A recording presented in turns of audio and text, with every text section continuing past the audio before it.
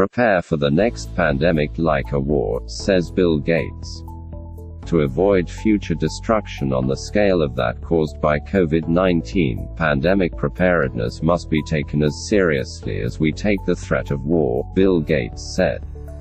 Billionaire philanthropist Bill Gates has warned that the world must prepare for the next pandemic as it would for war, including the investment of tens of billions of dollars each year, in a letter released Wednesday.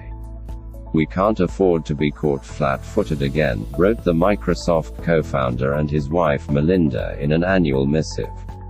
"The threat of the next pandemic will always be hanging over our heads, unless the world takes steps to prevent it.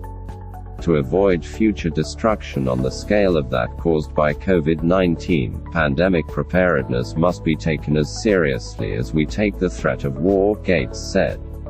"Stopping the next pandemic will require spending tens of billions of dollars per year, a big investment, but remember that the COVID-19 pandemic is estimated to cost the world $28 trillion, he added.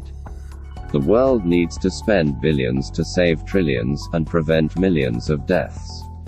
The American, ranked the third wealthiest person in the world by Forbes, urged rich countries to provide the bulk of the investment, pointing out that the governments stand to benefit most.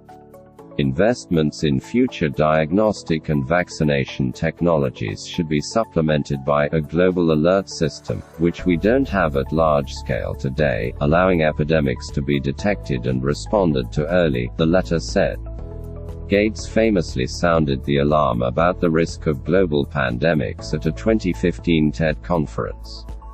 He now advocates the creation of a team of around 3,000 fully trained, professional pandemic firefighters, available on permanent alert.